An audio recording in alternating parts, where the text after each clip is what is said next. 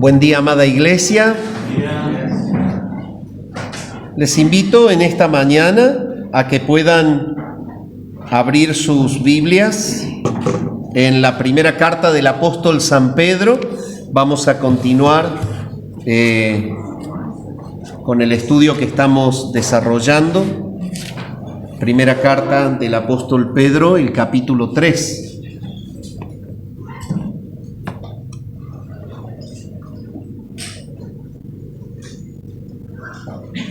Y vamos a leer el párrafo que se extiende desde los versículos 13 al 17, justamente para continuar con el desarrollo del mismo.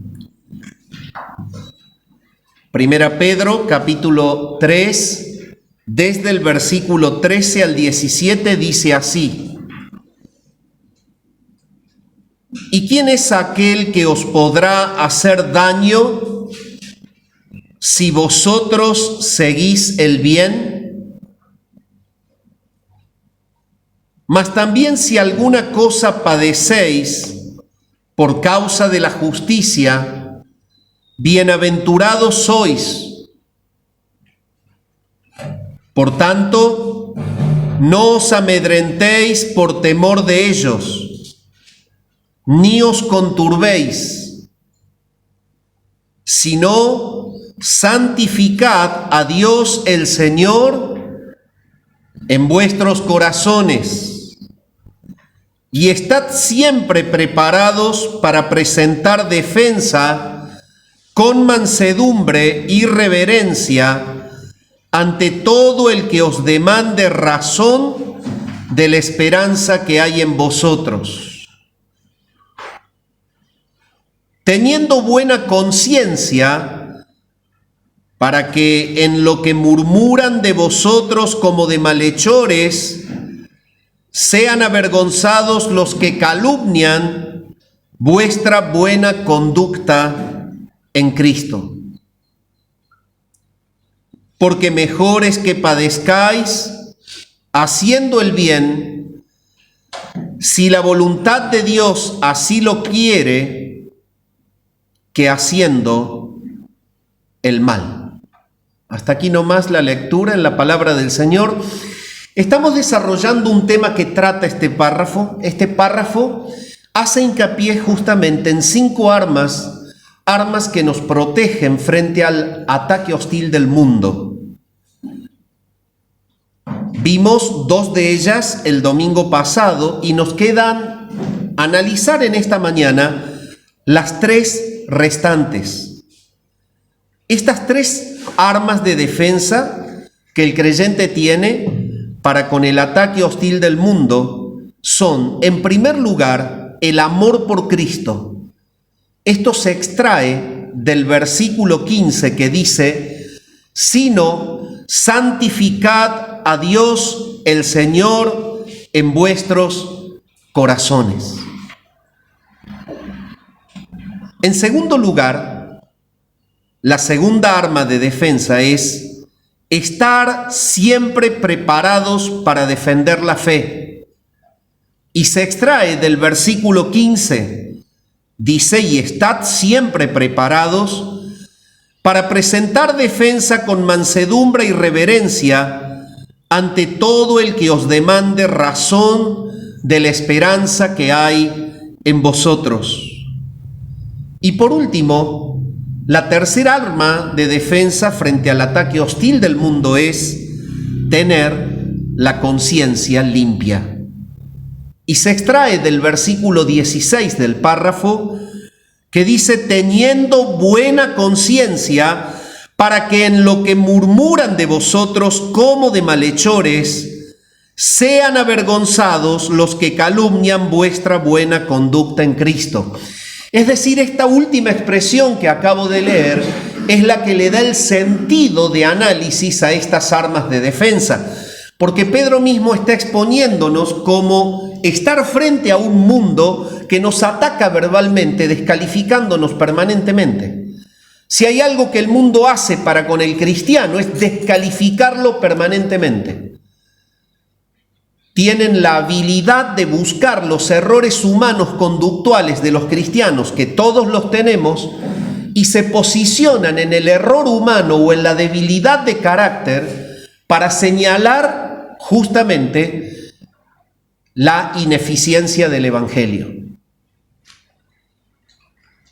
Y si no lo hacen en la búsqueda de los errores personales o de las cuestiones de conductas que todos podemos tener, lo hacen en relación a la iglesia, al movimiento, al Evangelio en sí. Y entonces, ya sea en forma minimalista o en forma macro, el mundo va a estar permanentemente siguiendo la instrucción del mentiroso que los guía, que es Satanás, y que es el acusador de las almas. Y es el que está buscando desacreditar el avance del reino. Entonces, ¿por qué debemos tener nosotros cuidado? Debemos tener cuidado por esto. En tener estas armas verdaderamente activas y que nos ayudan a soportar el ataque hostil del mundo.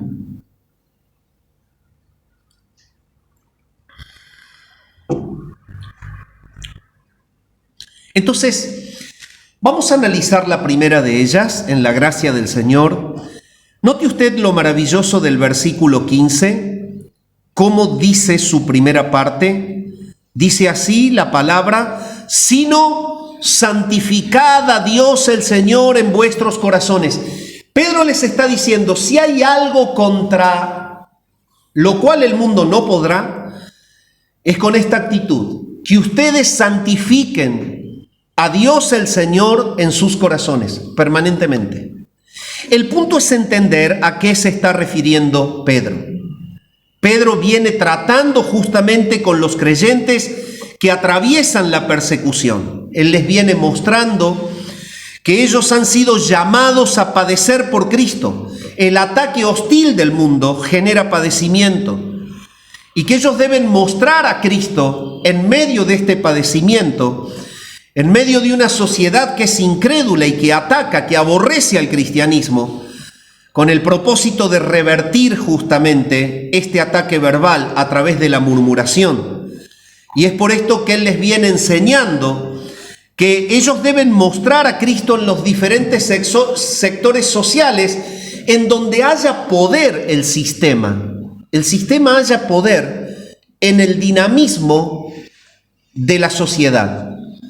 Todo sistema tiene una cúpula gubernamental, todo sistema tiene empresas y tienen sectores que justamente hacen dinámica la evolución de la economía. Estos son los puntos que Pedro aconseja porque son los puntos más fuertes desde donde vendrá hacia la iglesia el ataque. Porque en cierta medida en el sistema terrenal tienen poder. El Estado tiene poder, las empresas tienen poder. Entonces, el punto es que desde ese lugar el creyente será atacado, la iglesia será atacada y el mundo será atacado. El mundo atacará a la iglesia.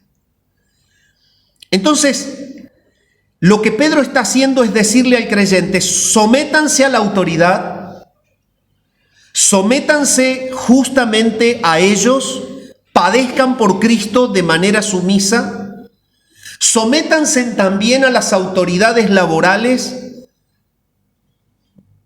no sean respondones, sirvan a ellos como al mismo Cristo. En tercer lugar dice, tengan matrimonios que muestren a Cristo. Y en cuarto lugar, cuando Pedro aclara cuáles son los sectores desde donde puede el creyente recibir ataque, desde el estrato gubernamental, laboral, la observación hacia las familias que bien pueden estar funcionando de una manera disfuncional, hombres que no cumplen con su rol pero adoran a Cristo en la iglesia, mujeres que no cumplen su rol pero adoran a Cristo en la iglesia. Esto es observado, son familias que tendrán un testimonio débil frente a un evangelio que muestra que Cristo transforma vidas. Entonces, lo que Pedro está haciendo es decir, señores, el Espíritu Santo manda esto, que la iglesia cuide de vivir estas armas de defensa, porque frente a estas conductas caerá su murmuración.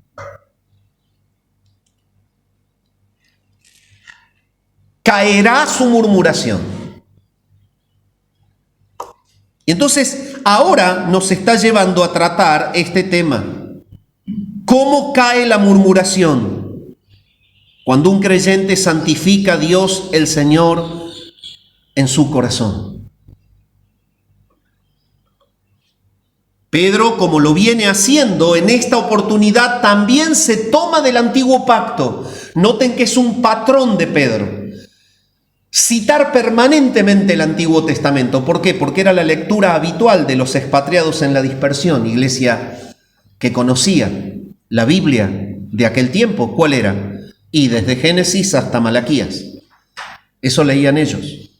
Entonces Pedro les predica con la Biblia. No tenía la otra mitad, pero les vive predicando el Evangelio. El Evangelio es el mismo en el Antiguo Pacto que en el Nuevo. Y entonces toma Isaías capítulo 8, versículos 13 y les predica. Y él dice, a Jehová de los ejércitos, a él santificad.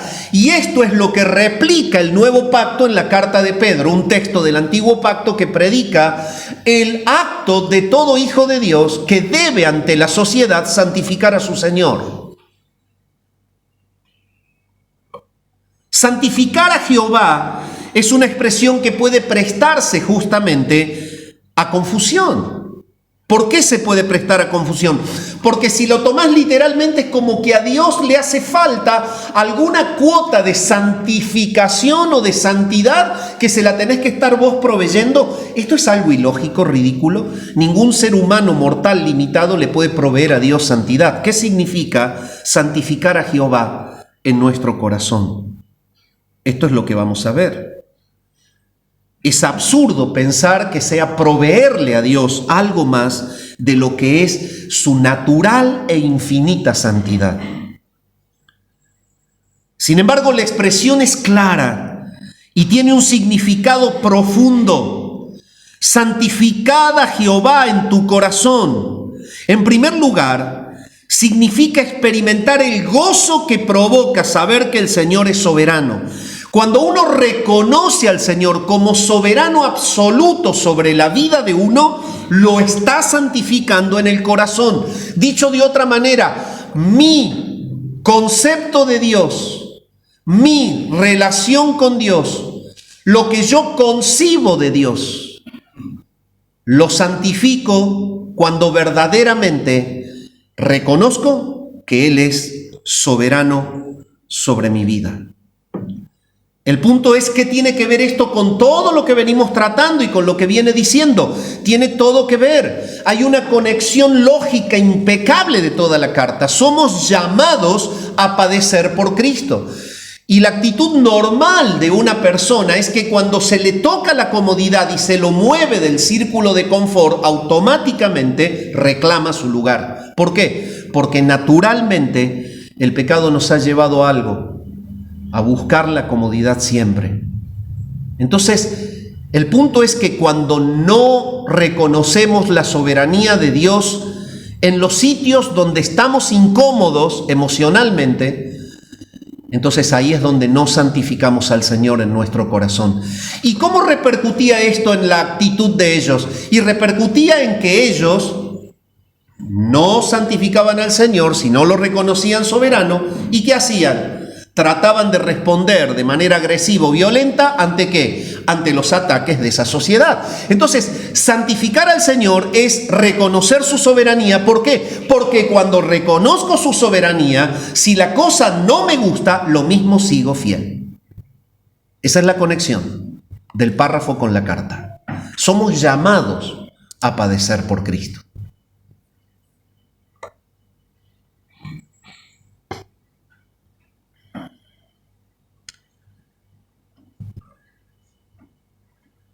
Todo cristiano piadoso que experimenta el gozo de vivir bajo la majestad de la soberanía divina está santificándole en el corazón.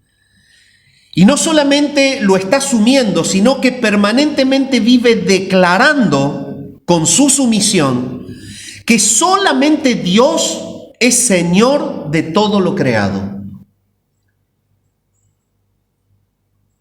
Tal como el antiguo pacto lo expresa en el libro del Deuteronomio capítulo 4 y el versículo 35, que dice: a ti te fue mostrado para que supieses que Jehová es Dios y no hay otro fuera de él. El Señor lo viene haciendo. Es lo que Pedro les viene predicando y les dice: recuerden lo que han estudiado, recuerden lo que decía Moisés, recuerden lo que decía Isaías. Él es soberano sobre ustedes. Él es el único Dios, no hay otro fuera de Él. Santificarle es reconocer su soberanía, santificarle es declarar con la sumisión que Él es Señor sobre todo lo creado. Moisés enseña en este versículo el propósito de Dios. Este propósito fue el de revelarse a ellos, a su pueblo, para que su pueblo lo reconozca exclusivamente a Él como Dios. El mensaje de Dios es justamente este: yo me manifiesto a un pueblo que me debe reconocer a mí como Dios, y entonces me debe adorar a mí como el único Dios. Pero entonces, cuando el Señor se revela al pueblo, y Pedro toma estas citas porque les está enseñando eso, es que cuando la situación se complica, no se deben olvidar que tienen vínculo con ese Dios. Por eso la carta arranca mostrando que están en la verdadera gracia de Dios. Y por eso arranca hablando de la elección, de la santificación y de la redención. Porque los mete en el contexto de un pacto nuevo. Y que en realidad hace que ellos sean, por ese llamado, llamados a pasarla mal, en una palabra.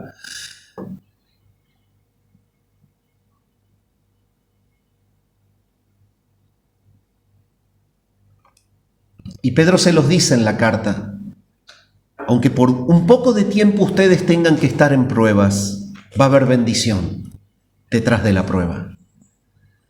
Serán consolidados, serán aferrados, serán confirmados, serán maduros.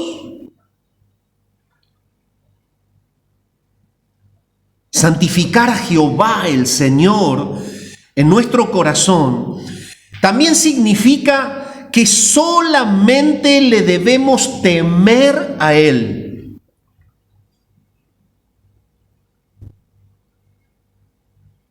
Es exactamente lo mismo que el antiguo pacto enseña por boca de David en el Salmo 22-23. Los que teméis a Jehová, alabadle, glorificadle, descendencia toda de Jacob, y temedle vosotros, descendencia toda de Israel. Entonces es por esto que Pedro comienza con este término: santificad. El griego agiasate, un derivado de agios, significa santo, apartado. Esto quiere decir y tiene un ímpetu. Manifiesta el acto de apartarse o consagrarse exclusivamente para Dios. Santificad al Señor, retrasladado en este concepto hacia el Señor, es que justamente Él para mí sea exclusivo, totalmente aparte de todo lo otro. Y ese es el punto. Cuando para nosotros el Señor es un complemento más de lo que me importa, se acabó la fidelidad. Porque el sentido bíblico no es ese. El Señor, para el que le santifica en el corazón, es completamente otro a todo nuestro mundo. Ese es el ímpetu allí en Pedro. Y es lo que viene enseñando el antiguo pacto. Es completamente otro. Él, para nosotros, es completamente otro. Él pesa mucho más que mis gustos. Él tiene toda la prioridad sobre mis sueños.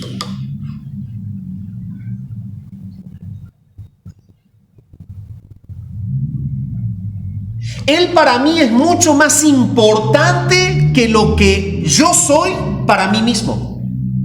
Eso significa el término griego allí. Entonces así podemos entender qué les está diciendo Pedro. Este es el arma de defensa. A ver, conecten lo que enseño con lo que vine enseñando.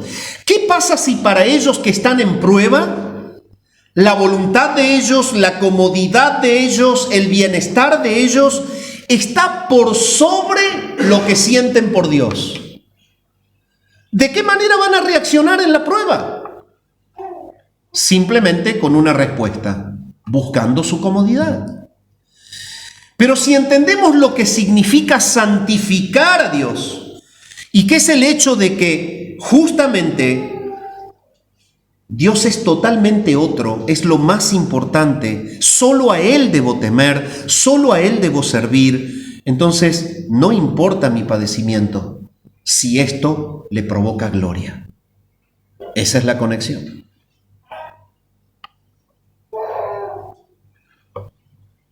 Esto habla del verdadero propósito de este llamamiento. Somos llamados a exaltarle, somos llamados a adorarle, y esto lo puede hacer quien le santifica a Él en su corazón. Los creyentes que piadosamente santifican al Señor en sus corazones, tienen al Señor como el único objeto de su amor. El objetivo del amor nuestro es Dios. Esto hace que tengamos una conducta reverente, leal, obediente, tal como lo declara Moisés en el Deuteronomio 6:13, cuando dice: a Jehová tu Dios temerás, y a Él solo servirás, y por su nombre jurarás.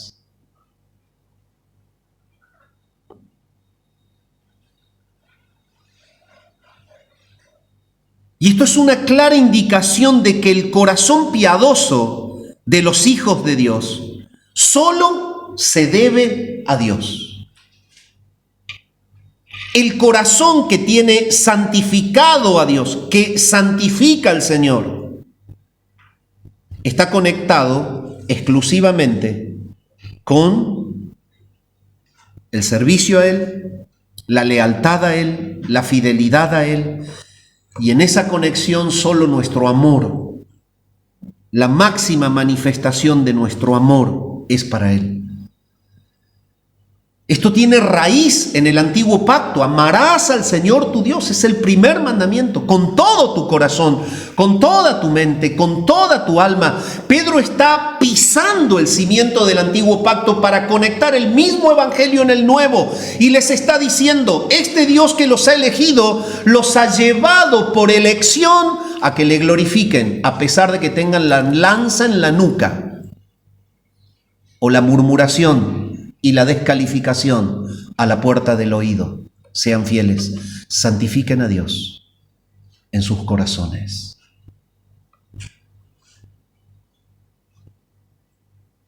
Esta es una clara indicación de que el corazón piadoso de los hijos de Dios solo tiene a Dios como el objeto de adoración, de lealtad, de reverencia. Pablo entiende esta verdad. Él santifica al Señor en su corazón y él se encarga de enseñárselo a los Gálatas de manera práctica. Él les dice: miren lo que es en mi vida la relación con Él. Y en Gálatas capítulo 1, el versículo 21, dice Pablo: porque para mí el vivir es Cristo y el morir es ganancia. Pablo santificaba al Señor en su corazón, a tal punto que la vida de él era Cristo. Ahora, cuando tú tienes a Cristo como un complemento para la vida que tú quieres vivir, la cosa no funciona. Así hablaba muchas veces en la consejería y normalmente con personas jóvenes. ¿Por qué? Porque naturalmente en la juventud está el nudo del desarrollo de todo lo que es la vida de una persona. Viene enfrentándose a la realidad, estoy vivo, algo tengo que hacer con mi vida y comienza a resolver, a decidir qué hacer con su vida. Y muchos primero organizan toda la vida, después piden al Señor que Él vaya y les firme, ¿no? Con una aprobación, ¿sí? Es como que vos haces el plano, tomás las cotas, las medidas, lo diseñás, pensás, habitaciones, disposiciones, medidas, cañerías, instalaciones, y cuando está hecho, te arrodillás en oración y le decís, Señor, poneme el gancho. Ahora, si la cosa no va bien, el culpable es el Señor. Pedro les está diciendo lo opuesto. ¿Querés llegar a tener la mejor construcción en tu vida? Arranca por Él. Después hace tu plan. Hacelo en Él. Pablo dice, para mí el vivir es Cristo. Y el morir es ganancia. Santifica al Señor en tu corazón. Eso le dice Pedro a ellos. Pero Señor, están diciendo lo que no es, nos están persiguiendo y a pesar de que estamos siéndote fieles, lo mismo nos cachetean y nos golpean. Padezcan haciendo lo bueno. Es peor que les peguen por ser malos.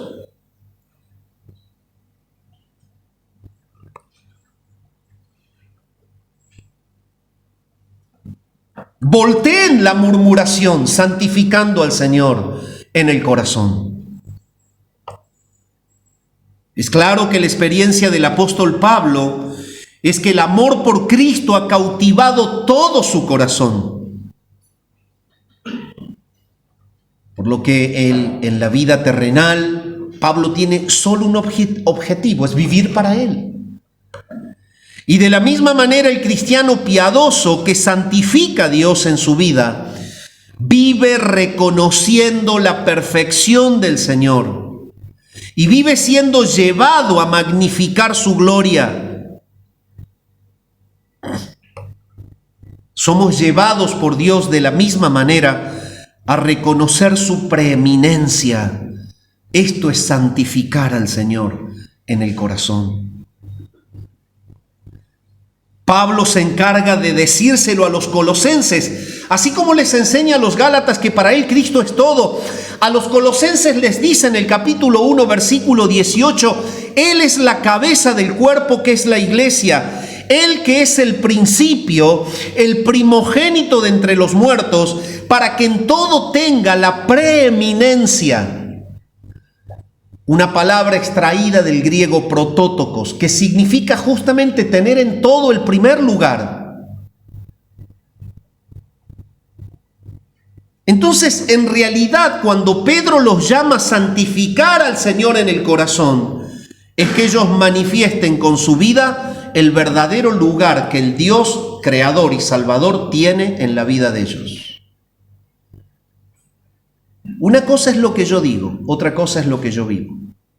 Perfectos no somos, pero una cosa es lo que yo digo, otra cosa es lo que yo vivo. Y lo que Pedro les estaba diciendo ahora, frente al ataque, frente a la murmuración, ahora es la oportunidad de ustedes para mostrar que lo que viven se condice perfectamente con lo que dicen. Y cuando hay una conexión entre lo que digo y lo que vivo, la murmuración del otro queda expuesta y cae.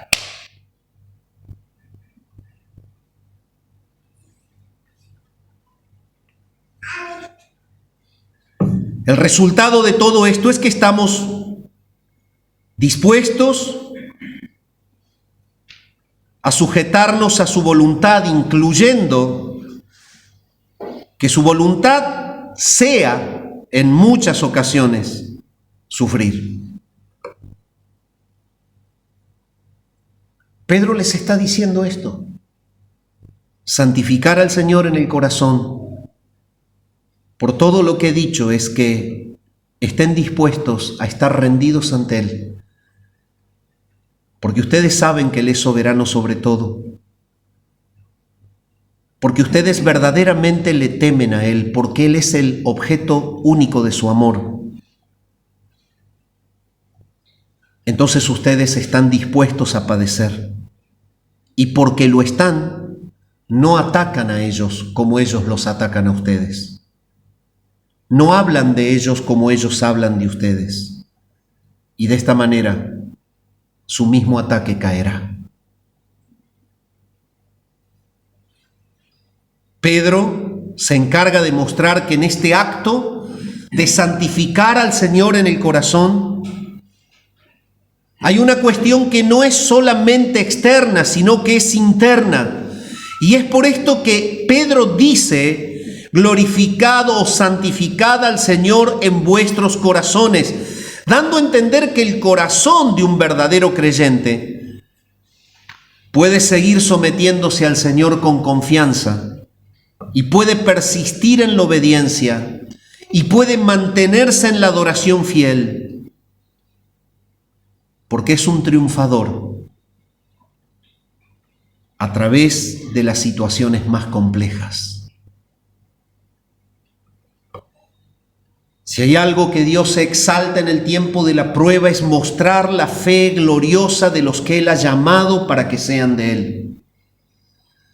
La prueba es el temple que muestra que la fe que Él ha depositado en su pueblo es una fe de naturaleza gloriosa, que no se quiebra con la mala circunstancia, sino que provoca el efecto contrario. Un hijo de Dios, mientras más es probado, más gozo debe tener en la prueba. El apóstol Santiago lo dice: hermanos míos, tened por sumo gozo cuando os halléis en diversas pruebas, sabiendo que la prueba de vuestra fe produce paciencia. Mas tenga la paciencia su obra completa, para que seáis perfectos y cabales, sin que os falte cosa alguna. ¿Qué es esta palabra revelada por el Espíritu? Arranca con la prueba, dice cuál debe ser la actitud, el gozo, pero culmina diciendo el porqué de la prueba. La prueba es madurarnos. Hay algo en la prueba que Dios está persiguiendo. La prueba muestra la naturaleza gloriosa de nuestra fe. Madura el creyente y voltea la murmuración del mundo cuando el creyente se mantiene fiel a pesar del dolor. Entonces, debemos santificar al Señor en nuestros corazones. Dime, querido hermano, ¿cuál es tu verdadero concepto de Dios en esta mañana? ¿Qué significa Él para vos? ¿Significa que Él es tu todo? ¿O es algo sobre tu propia vida? ¿Lo invitas como un convidado de honor a tus programas, determinaciones? ¿Lo invitas a que venga al escritorio de tu oficina a firmarte la aprobación? ¿Es tu voluntad la que rige tu proyecto? ¿O es tu voluntad la que está sujeta a sus proyectos?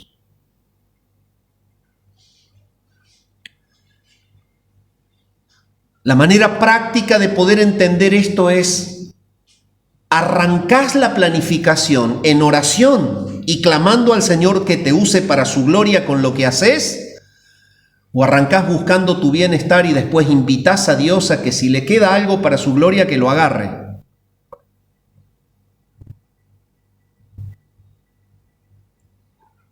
Es un hilo muy fino si no tenemos en claro lo que significa santificar a Dios.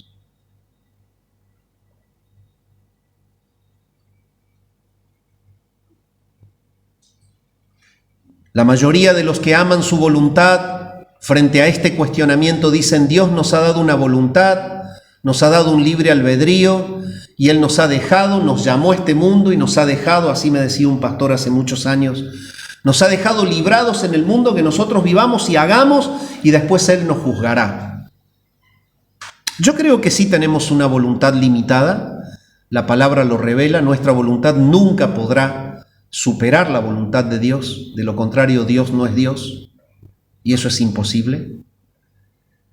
Pero entiendo que la palabra nos llama a someternos a Él para que nuestra vida sea para su gloria en toda circunstancia.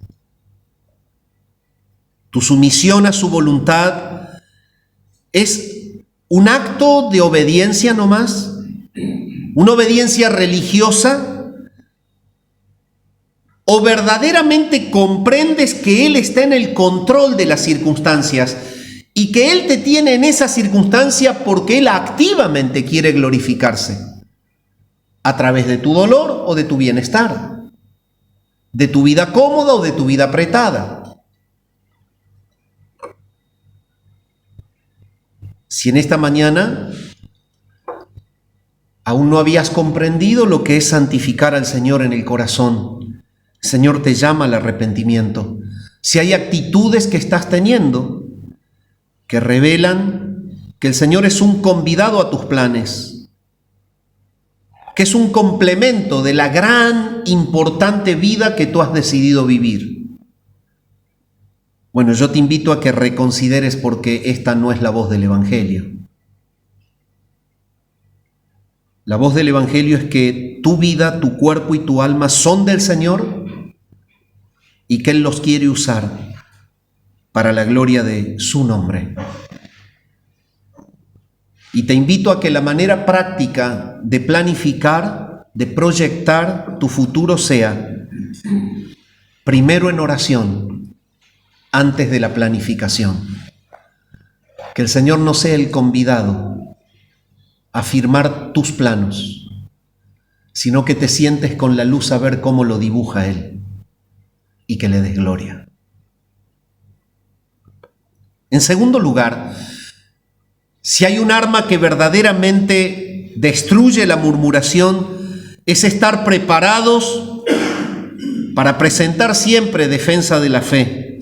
Estad siempre preparados para presentar defensa con mansedumbre y reverencia ante todo el que os demande razón de la esperanza que hay en vosotros.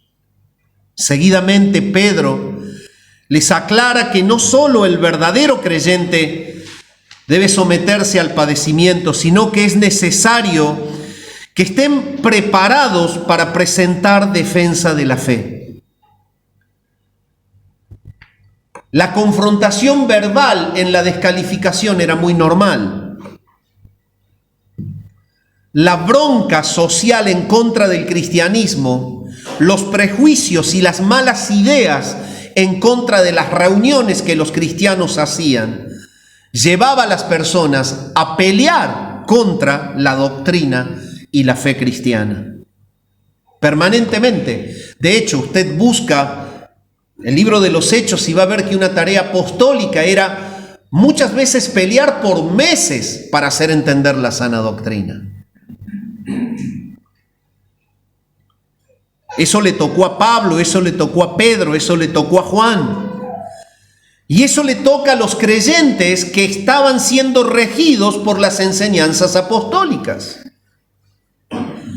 Pedro les dice: deben estar siempre preparados para presentar defensa de la fe.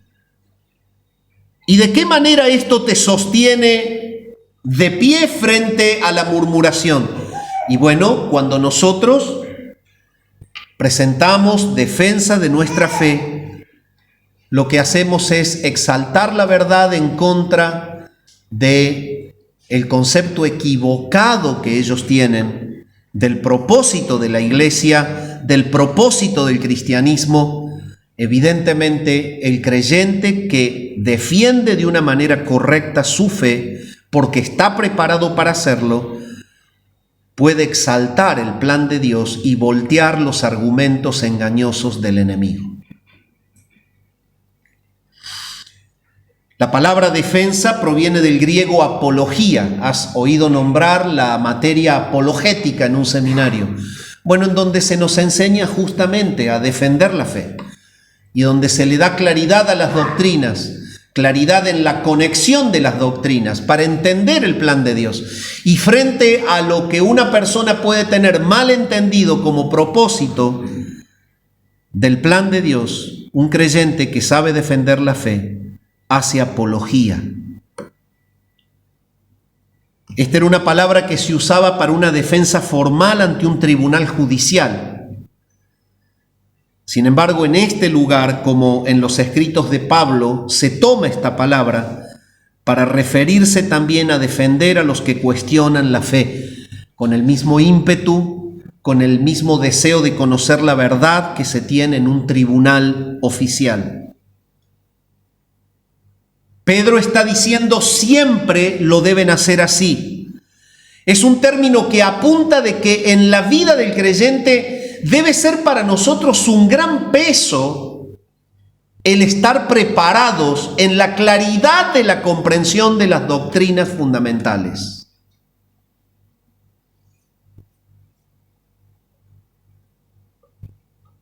Recuerdo cuando era joven entrar a una iglesia, obviamente no de doctrina sana, y comentar de que, estaba un poco cansado por las horas de estudio en la palabra, y uno de los pastores de ese lugar me dijo: mirá, vos tenés que reconsiderar porque la letra mata, el espíritu vivifica, y el estudio es fatiga de la carne. Y entonces descontextualizó la enseñanza, pretendiendo descalificar el esfuerzo a la preparación. Evidentemente no tiene nada que ver lo que estaba diciendo con lo que la palabra dice. Es verdad que el estudio cansa, pero es un cansancio necesario cuando produce una claridad en cuanto a las doctrinas para estar preparados. Estar preparados para presentar defensa a quien demande razón de la fe que hay en nosotros. Cuando Pedro dice siempre, es un término que apunta a la necesidad de que los creyentes estén constantemente capacitándose, constantemente en preparación, para tener una comprensión más profunda y más clara de las verdades reveladas. El creyente que solamente lee y cree que porque leyó un párrafo y entendió algunas cuestiones desconectadas, ya está listo, en primer lugar desestima que el mar en donde nos ha sido llamado a nadar es un mar de fondo infinito. Se llama Biblia, palabra de Dios. La ausencia de preparación no es humildad, es soberbia, es al revés.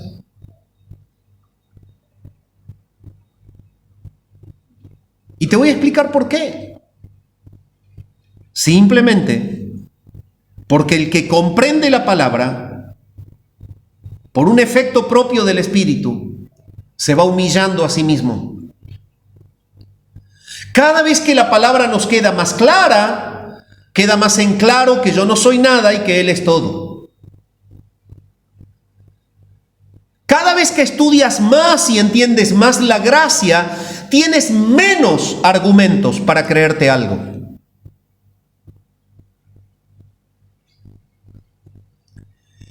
Cada vez que estudias más en el navegar de las Escrituras, tienes más en claro la hermosura de tu Dios.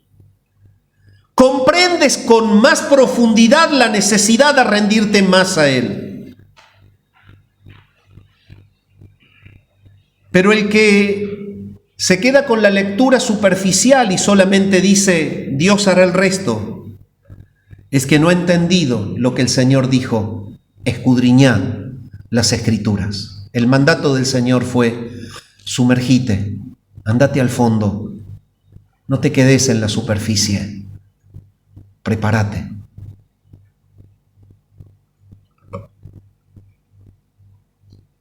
Este es el motivo por el cual Pablo le aconseja a Timoteo lo siguiente en 2 Timoteo 4:2. Lo estaba preparando para el pastorado, él iba a tener gente a su cargo, iba a definir el rumbo de una iglesia a través de la doctrina y de la enseñanza. Y Pablo le dice al joven Timoteo, preparándolo: predica la palabra. Insta a tiempo y fuera de tiempo. Debes redarguir, debes reprender y exhortar con toda paciencia y doctrina.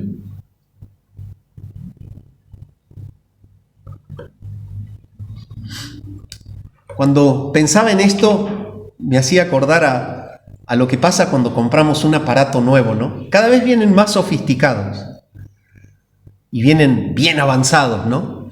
Y vos lo sacás de la caja y brilla, pero está lleno de teclitas, la mayoría en otro idioma, entonces tenés que entrar a buscar qué significa esto, lo otro. Lo prendés, tac, prum, se prenden un montón de luces, tenés que ir viendo qué es una luz, qué es la otra, qué es la otra. Y empezás con las teclas, ¿no? Tac, tac, lío bárbaro.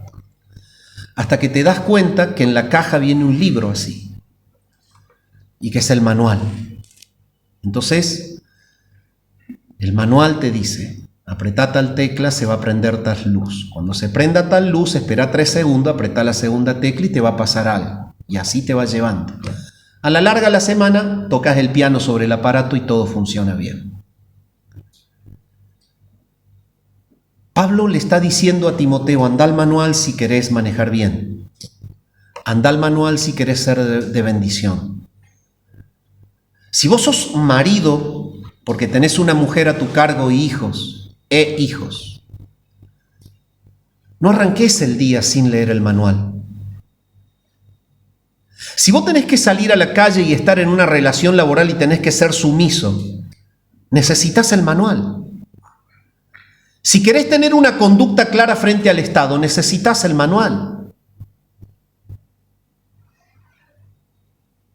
Si querés voltear justamente la murmuración opositora, necesitas el manual. No puedo comprender cómo hay cristianos que se oponen a la preparación de los jóvenes. O que tampoco tienen ellos el sentido de una preparación más profunda. Pedro está diciendo, si te hiciste la idea de que podés llegar a la superficie de este mar profundo que es la palabra de Dios, a la profundidad, manteniéndote en la superficie, te equivocaste. Tendrás que tener el esfuerzo para vencer la presión opositora de esa masa de agua que te buscará tirar para arriba. Tendrás que padecer para encontrar las grandes perlas en el fondo. Allí tendrás cosas preciosas.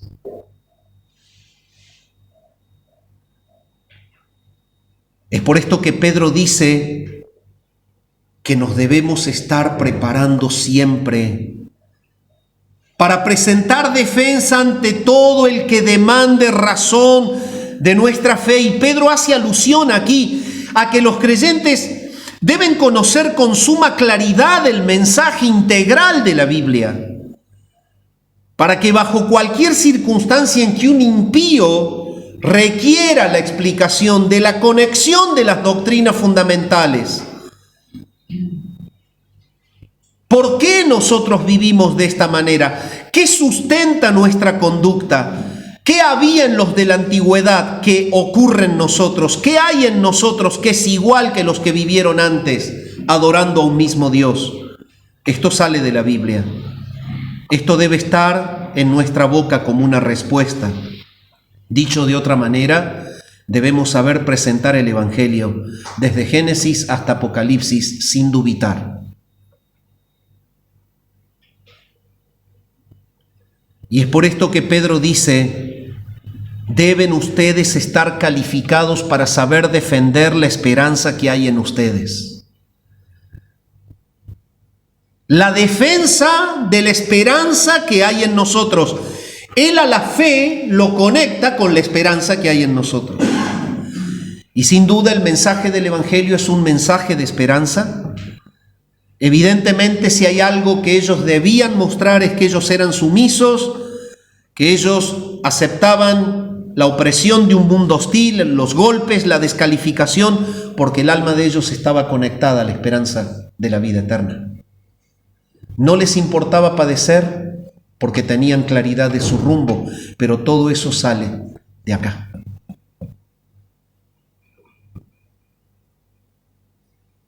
Esta esperanza que hay en ellos es la esperanza de la vida eterna.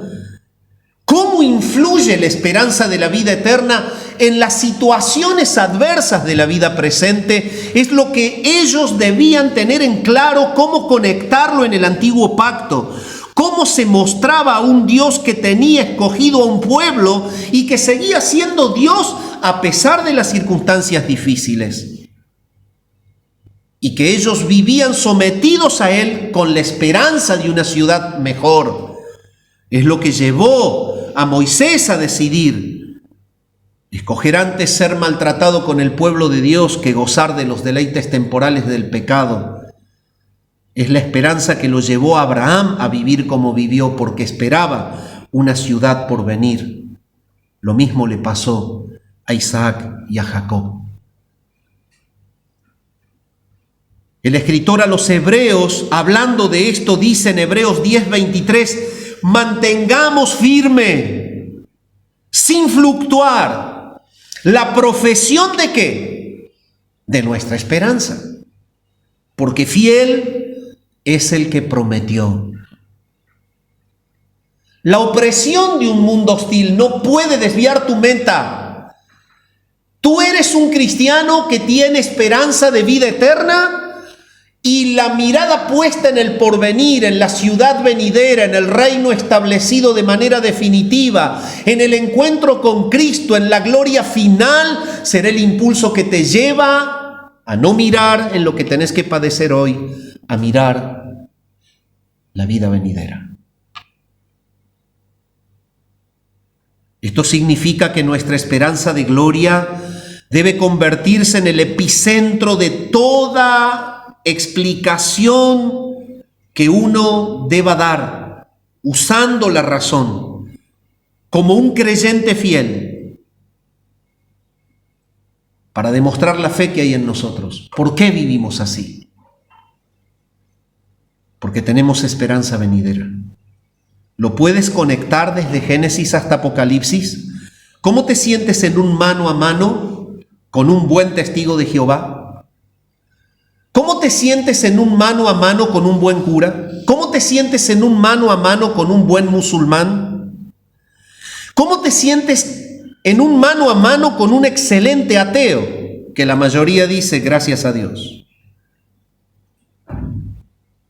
¿Cómo te sientes en un mano a mano con alguien que descalifica las doctrinas de la gracia? ¿Cómo te sientes en un mano a mano con una persona que se llama cristiana, pero no cree en un Dios soberano para salvar?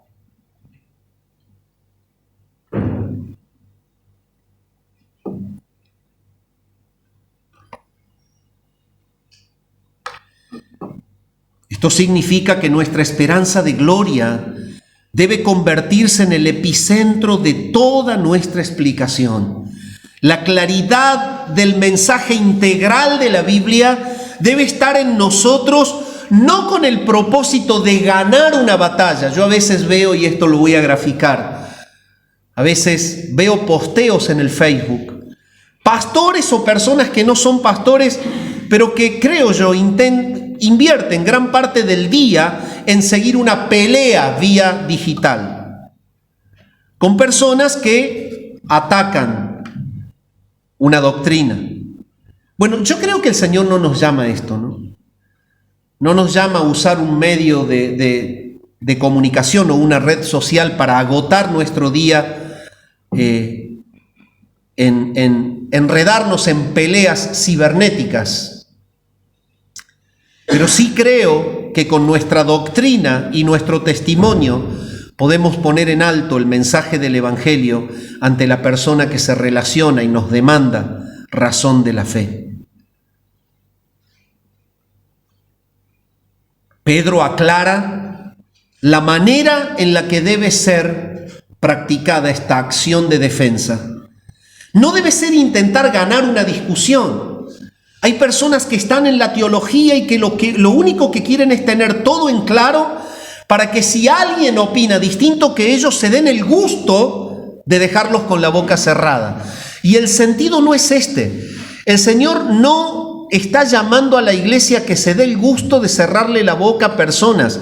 El Señor está llamando a la iglesia a que ame mostrar a Cristo de manera humilde, sencilla, amorosa y fiel. con el propósito de que otros se enamoren de Cristo, no de lo que yo sé, o de la capacidad que tengo para cerrar la boca de otro que piensa distinto que yo. Entonces, Pedro dice, háganlo con mansedumbre y reverencia. Con mansedumbre voltea todo tipo de orgullo y de altivez, porque el que conoce claramente toda la Biblia puede sentirse empoderado por eso, y nunca nuestra defensa debe ser orgullosa porque es pecaminosa.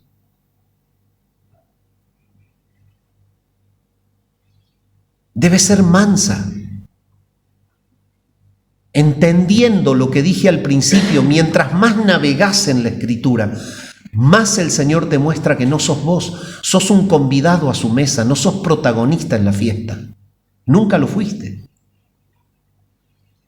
Nunca lo fui. La defensa debe ser mansa.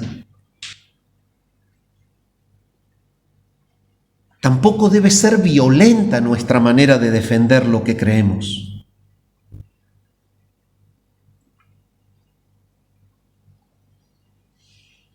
Debe ser mansa.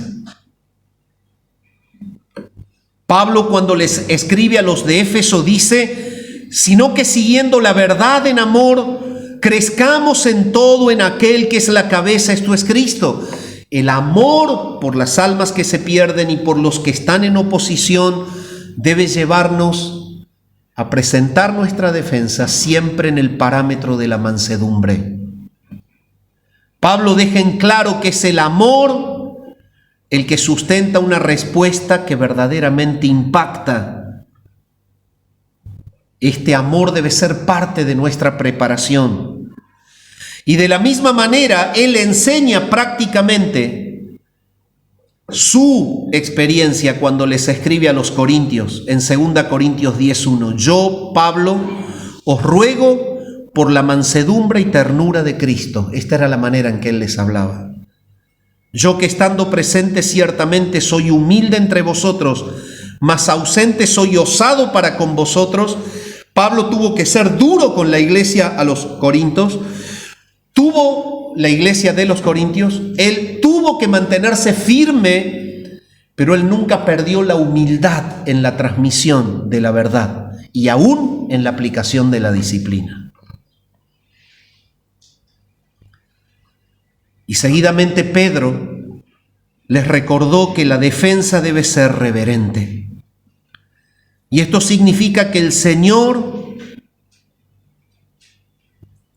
es el primero que escucha lo que yo digo de parte de Él. Cuando usted defiende la verdad, usted es un representante del mensaje de Dios. La reverencia significa que debes estar preparado para que lo que le decís a una persona errada sea lo que Dios proclamó con su boca, con el propósito de meter a esa persona errada en el cauce recto. Eso es la reverencia.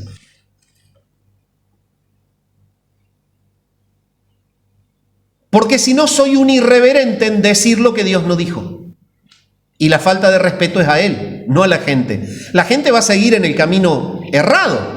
El punto es que yo no estuve preparado para saber decir lo que Dios dice. Y esa es la conexión de la necesidad de la preparación. Ser reverente. El que está preparado no se prepara para ser el sábelo todo. Uy, mira, no te metas con aquel porque tiene un seso así, es Biblia pura. No le ganas una. Es zapata, si no la gana la empata. Tené cuidado. El Señor no busca eso. Es un creyente que muestra el mensaje de Dios de manera humilde, con amor, y lo único que pretende es que Dios sea exaltado y decir lo que Dios dice. Y esta es la manera de corregir al que se opone. Dime, mi amado, ¿puedes hoy defender en un diálogo la diferencia que hay entre salvación por obras o por fe? La diferencia que hay entre el término justificación, redención, imputación. La diferencia entre salvación, adopción.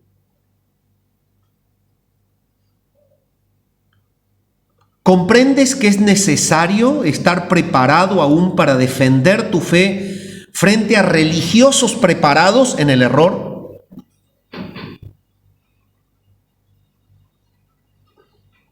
Muchos romanos necesitan de cristianos bien preparados. Muchos testigos de Jehová necesitan ser iluminados con creyentes bien preparados.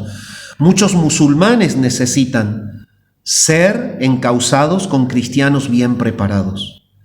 O cualquier otra persona, como escépticos, incrédulos, ateos, rebeldes, necesitan el amor de la verdad proclamado por un cristiano fiel, que la tiene clara no para ser él grande, sino que la tiene clara para mostrar de manera clara a su Señor. ¿Te has propuesto seriamente a capacitarte de manera formal en el Evangelio? Y culmino con el tercer punto. Debemos portar una conciencia limpia. El creyente va a voltear la murmuración cuando tenga su conciencia clara, limpia. No hay peor cosa que el dolor que puede provocarle a un cristiano cuando le señalan algo que realmente no ha superado. La conciencia lo está acusando con respecto a eso y el mundo se encarga de tocar donde más duele. Pedro entonces deja en claro que el creyente debe tener buena conciencia, y la conciencia es un diseño divino que opera en nuestro interior y que nos acusa o nos excusa en relación a la pureza o no de nuestros actos. Es un mecanismo. Vos sabés cuando mentiste, vos sabés cuando te quedaste en tu poder lo que no era tuyo, vos sabés cuando robaste, vos sabés cuando hablaste de más, vos sabés cuando te desubicaste, vos sabés cuando no actuaste bien. ¿Tenés buena conciencia? Este es el arma de defensa frente al ataque hostil. Es un mecanismo de Dios. Y en un cristiano ese mecanismo está activado de una manera hipersensible. ¿Por qué? Porque la conciencia está conectada al obrar del Espíritu Santo. El Espíritu Santo está conectado con nuestra conciencia. Él da testimonio a nuestro espíritu de que somos hijos de Dios. Bueno, todo este mundo interno está conectado. Corazón, vida interior, hombre interior, conciencia, mente. Es el mundo interno.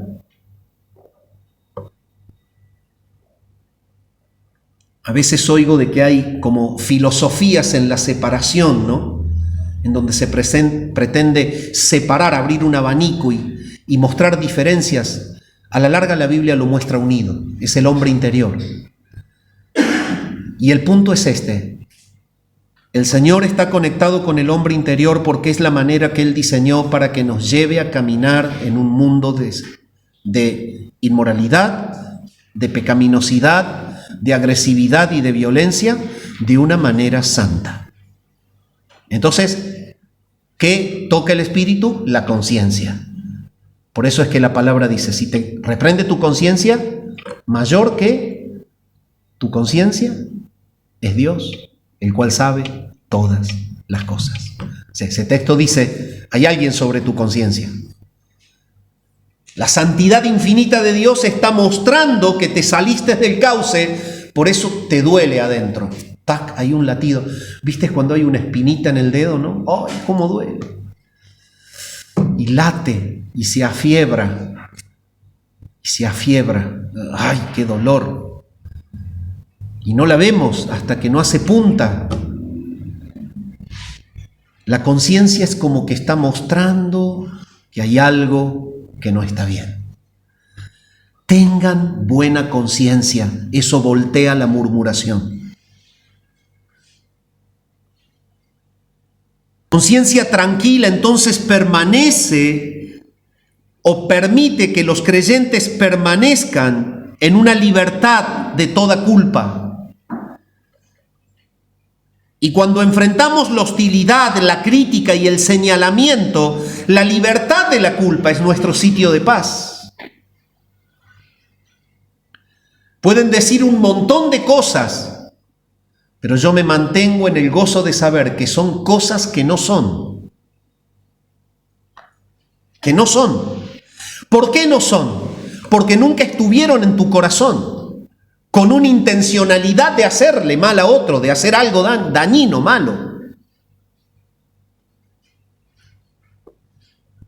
Esto es lo que nos excusa de muchas trampas en las que muchas veces somos enredados.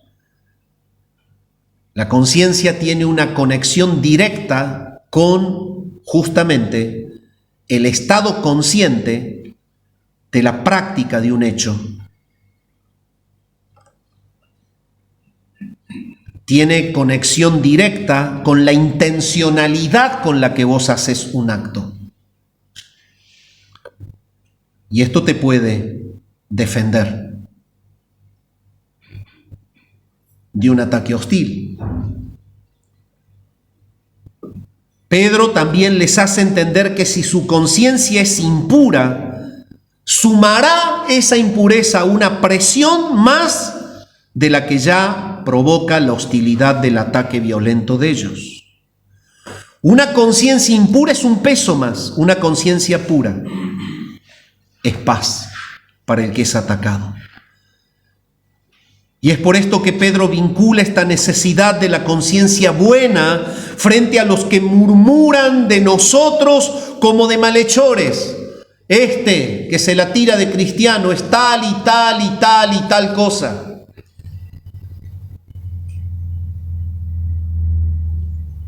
Dando a entender que cuando tu conciencia está pura, lo que ellos dicen quedará solamente cercado en el límite de una murmuración, pero no es verdad. Entonces nunca se ajustará la murmuración a la realidad de tu vida. Y entonces esto quiere decir que Pedro los llama a vivir en pureza para que lo que dicen de uno nunca sea verdad. Y esa es la conexión con todo lo que viene diciendo. Entonces, ¿el resultado cuál es? El avergonzamiento, la vergüenza de los calumniadores. De esta manera es la que Pedro los lleva a enseñarles cómo deben atravesar el ataque hostil. Y dime, mi amado, ¿son avergonzados los que calumnian tu buena conducta en Cristo o dicen la verdad?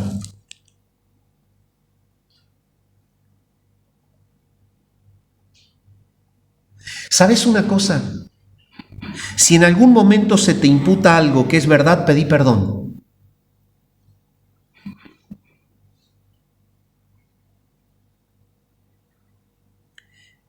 Eso es poner en alto el poder del Evangelio. Te hizo humilde y sabes reconocer un error. Todos lo tenemos. Pero procura vivir con una conciencia pura. Pensá muy bien lo que vas a hacer antes de hacerlo.